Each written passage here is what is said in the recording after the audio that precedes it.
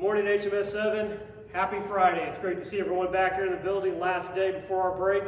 Again, we'll focus one more time on 7 habits of highly effective teenagers, highly effective people in general. People of all ages can practice these habits and they will find success. We use our Jumpstart to focus on these, to reflect on them, and to get to think deeply about these 7 habits. Over the break, I challenge you to practice all 7 of these each and every day. The first one is being proactive. That is finding a solution to a problem. It's not, I can't do this. It's, I will find a better way to get this done.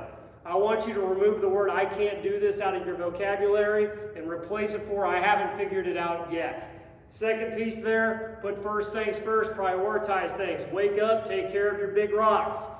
Know what your priorities are. For me, it helps to write it down on the whiteboard in my office. Hopefully you find a place to write it down. Maybe it's digital, but put first things first. Beginning with the end in mind. That's having that goal to be successful. Wake up each and every day with a set goal to be specifically successful in specific areas of your life, in specific areas of the classroom. 4, think win-win. That's helping other people out. Lend a hand to somebody. That's a philosophy that there's enough of everything to go around. It's a sharing philosophy. It doesn't mean that we don't compete internally to be the best person we can be. It doesn't mean as a team we don't compete to be the best team we can be when we go on the floor each and every night.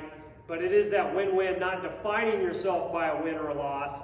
It is defining yourself by being the best person you could possibly be by helping others out. 5th one is that listening philosophy. I challenge you to practice that over the break, seeking first to understand, then to be understood. Again, if we remember already, that is making eye contact with the person that is speaking, listening with your ears, your eyes, and your heart all at once.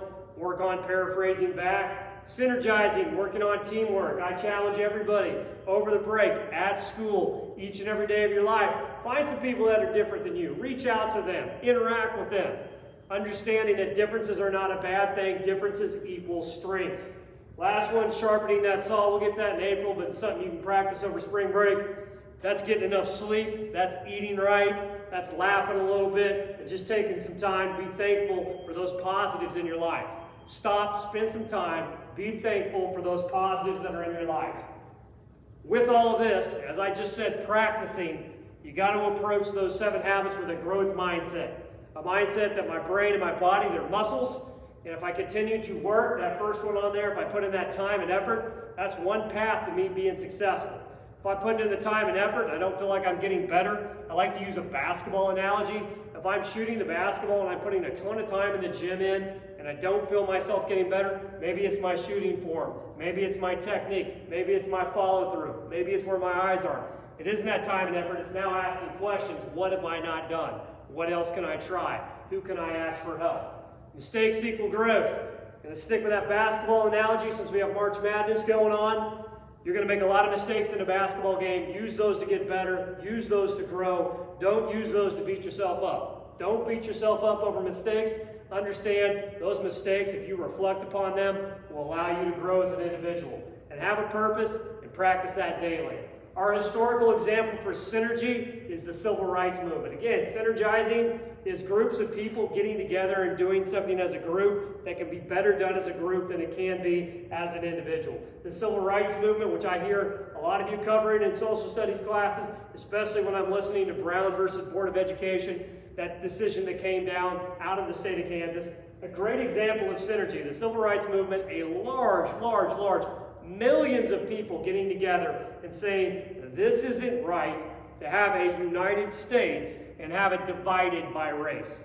You can't be a United States and divided by race. We need to make sure all races are getting equal opportunities.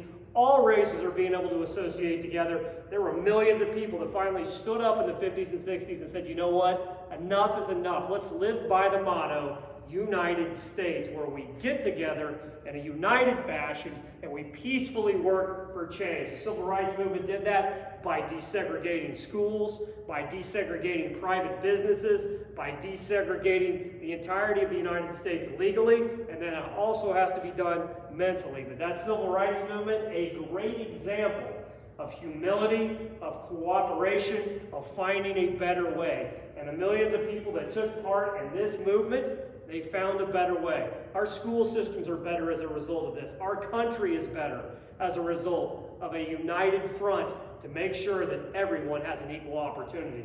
Last piece here is our Fun Friday trivia. Ties right into Brown versus Board of Education. In what year and why did the United States Supreme Court rule against segregated schools? That means ruling them unconstitutional, ruling that you cannot separate races in school. What year did that happen, and what reasoning did they use to eventually end what we would call Jim Crow, which is a separation of races in school? I'll give you about 10 seconds to think about that. Teachers can also pause the Clear Touch if they want to and give some time for some discussion and some answers. Teachers, please email those answers to Ms. Evans and myself on Friday, and we'll get that to you. Give you a couple more seconds. If you guessed 1954 for Brown versus Education, you got the first part of that right. The white part is this. The Supreme Court ruled that separate is not equal. Separate is actually unequal. Separate is unfair. There's a lot of ways you can word that, but the main why is separate is not equal, and it violated the Equal Protection Clause of the 14th Amendment of the Constitution. Don't expect you to get all that wording down there, but the Supreme Court wisely read the law and said this is not equal, this is not fair. We're a United States. We ought to allow everyone to go to school together. We love you guys. It's great to see you here on a Friday. Work hard. Let's finish this week out strong.